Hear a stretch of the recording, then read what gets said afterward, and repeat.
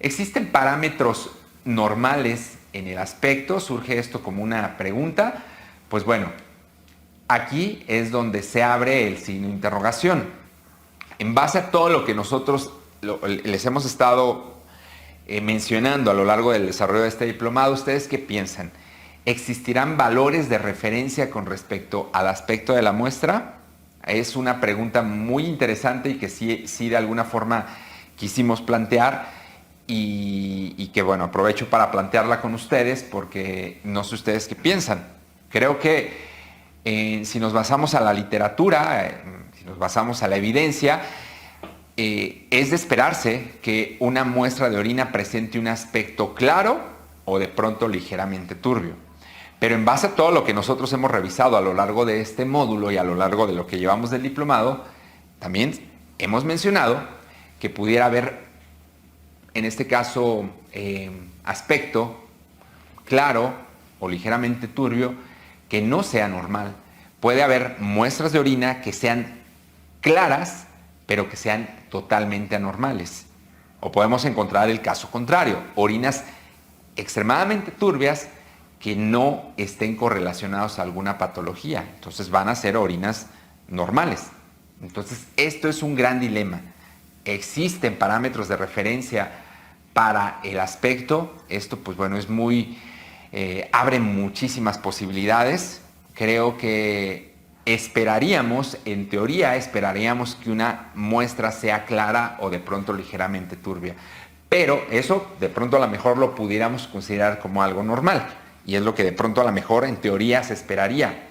Pero debemos de tener en mente que no porque sea clara o no porque sea turbia, sea una muestra normal, ¿vale? Entonces es una pregunta que de pronto queda en el aire y que yo creo que toda esta parte de si es necesario reportar el color o el aspecto, pues obviamente abrió y en base a todo esto, a este dilema, pues abrió esa oportunidad de tratar de estandarizar también la parte del examen físico y determinar si se utiliza o no se utiliza, ¿vale? Entonces es información pues bastante controversial y en base a lo que hemos visto, pues bueno, vemos que es muy variable.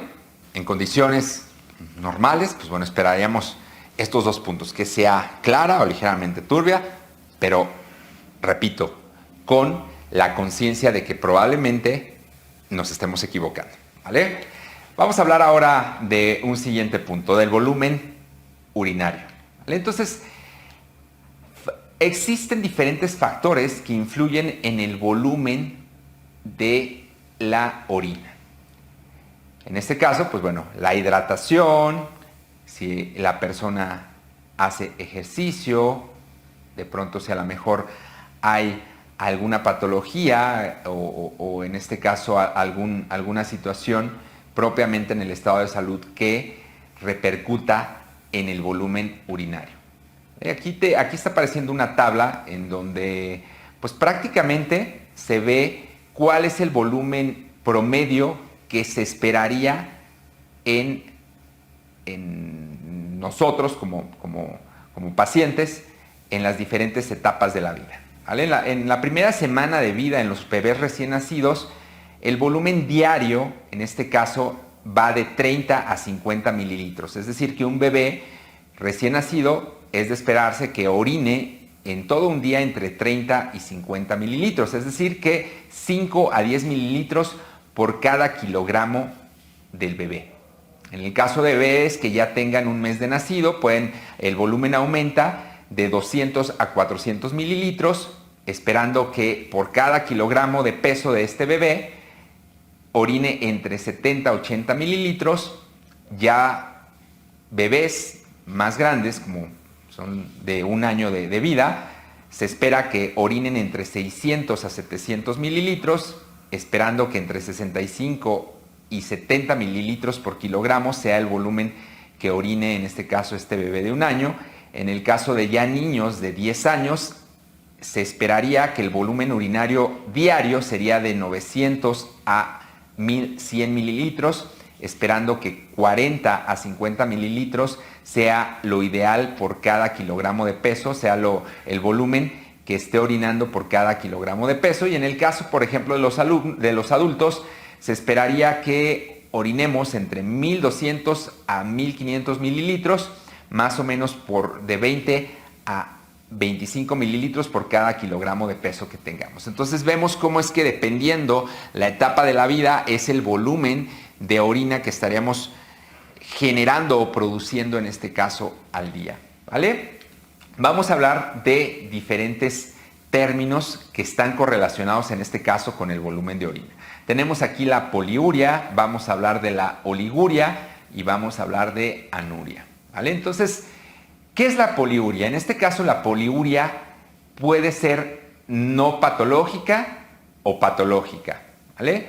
¿De qué va a depender? Pues bueno, en el caso de cuando sea una poliuria de tipo patológica, va a estar relacionado sobre todo a diabetes mellitus no controlada, puede estar correlacionada a diabetes insípida, donde hay una baja densidad, puede haber una hipercalcemia, puede haber tubulopatías, puede haber hipopotasemia o polidipsia, ¿vale?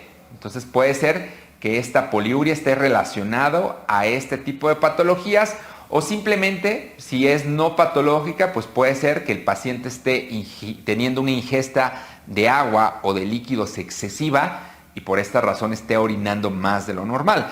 No se correlacionaría con una patología, sino propiamente a los hábitos que esté teniendo el paciente o a las condiciones en las cuales esté el paciente.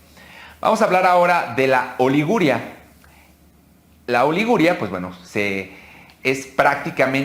considera una disminución en el volumen de la orina. Es decir, que el paciente está orinando poco. Y se puede correlacionar en este caso con nefropatías agudas, con insuficiencia cardíaca, con diarreas graves o severas y diversas causas de deshidratación, ¿vale? Entonces la oliguria pudiera estar correlacionado con esta causa patológica, o bien pudiera estar relacionado también a un bajo consumo, en este caso, de agua, ¿vale? Entonces, pero normalmente la oliguria se empieza a correlacionar más con situaciones patológicas, como de pronto pudiera ser las que acabamos de mencionar y que están mostradas aquí en esta tablita que les estoy mostrando. Por otro lado, tenemos la anuria, que en este caso es un volumen muy bajo de orina, que puede ir incluso de 10 a 50 mililitros de orina al día, y normalmente la anuria pues definitivamente está correlacionado a ciertas patologías, como es una uremia verdadera, es decir, que hay una afección directamente del riñón, o incluso esto es una de las consecuencias de una insuficiencia renal terminal. Entonces, como tal, la anuria se considera un volumen prácticamente nulo o extremadamente bajo, y normalmente se va a presentar en pacientes con daño renal severo, ¿vale? Existen otros términos que se emplean, como es la disuria, y en este caso la disuria corresponde al dolor en el meato urinario. En este caso la nicturia, que es la sensación o las ganas de ir a orinar a lo largo de la noche, a eso se le denomina nicturia. Se le denomina polaquiuria cuando una persona tiene ganas excesivas de ir, en este caso, a orinar, o que está yendo a orinar demasiadas veces. En este caso, el tenesmo es la sensación que presentan algunos pacientes. Y por otro lado, pues bueno, la enuresis se le denomina cuando el paciente pues llega a tener dificultades para contener, en este caso, la orina, y en ocasiones, pues bueno, desafortunadamente llega a haber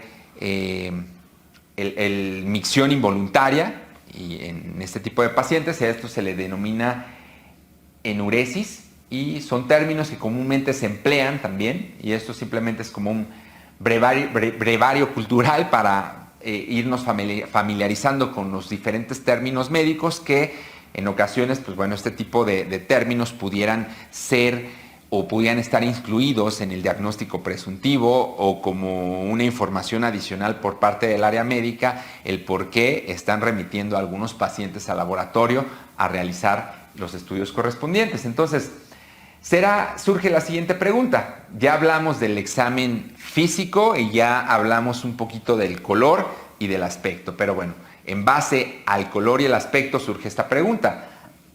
¿Hasta ahí queda el examen físico? Pues bueno, aquí va a estar la respuesta. En un inicio habíamos platicado que el examen físico está conformado por la evaluación del color y del aspecto, que esto constituye el examen físico, pero también no debemos de dejar de lado la gravedad específica o la densidad relativa, que es un parámetro pues prácticamente físico y que corresponde también al examen físico de la orina, e incluso también aquí como examen físico pudiéramos incluir el pH. Es decir, que no solamente el color y el aspecto se considera como parte del examen físico, sino también la gravedad específica e incluso el pH, les reitero, pudieran formar parte o se considera parte del examen físico. Que normalmente se correlaciona la gravedad específica y el pH como parte del examen químico, la realidad es que estas son propiedades físicas que están incluidas en el examen químico porque normalmente son parámetros que están incluidos dentro del examen o de la tira reactiva, pero bueno, como tal son parámetros que pudiéramos en esencia considerarlos como parte del examen físico. Vamos a hablar concretamente de la gravedad específica. ¿Vale? Antes de hablar de gravedad específica es importante mencionar o hablar acerca de la concentración. ¿A qué nos referimos con la concentración en la orina? Pues bueno, nos vamos a referir a la cantidad de solutos que están disueltos o que están presentes en el volumen de la orina. Es decir, todos los elementos físicos, todos los solutos que están presentes en una muestra de orina, eso va a estar totalmente correlacionado a la concentración de la muestra urinaria. Si hay una cantidad excesiva, en este caso de solutos o elementos físicos, en la muestra de orina estaríamos hablando de una muestra concentrada. Si hay poca cantidad de solutos y una mayor cantidad de volumen o de agua en una muestra de orina, estaremos hablando de una muestra prácticamente de baja concentración o incluso diluida. Entonces, la concentración está correlacionada a la cantidad de solutos en el volumen de orina y, en este caso, esta cantidad de solutos disueltos o presentes en este volumen de orina pues va a ser evaluado a través de la gravedad específica, ¿vale? Antes de hablar de la gravedad específica, es importante que no olvidemos que, en este caso, la orina está compuesta en un 6% de solutos y en un 94% en este caso de agua. Es decir, que en condiciones normales vamos a encontrar únicamente aproximadamente 6% de solutos disueltos en el 94% de agua que conforma la orina. Va a haber ciertos parámetros que van a influir en este caso, en esta composición, dentro de los cuales, pues bueno, es importante considerar la dieta del paciente, es importante considerar si el paciente realiza actividad física o no y el estado de hidratación del paciente, o bien también considerar que si hay alguna enfermedad, pues esta concentración también se va a ver alterada, ¿vale? Entonces, todo esto va a repercutir, en este caso, recordando, en los colores de la muestra de orina. Es decir, vamos a tener muestras que estén muy concentradas o muestras que estén diluidas o muestras que tengan cierta concentración de tipo normal, ¿vale? Entonces, hablemos de la gravedad específica y vamos a hablar también referente a la densidad. Hablemos de la densidad urinaria. En este caso, en primer lugar, la densidad urinaria se denomina a la relación de masa en proporción de volumen, es decir, a la cantidad de solutos que esté presente, en este caso, en cierto volumen de la muestra. Entonces, es de esperarse que a mayor densidad urinaria, mayor gravedad específica.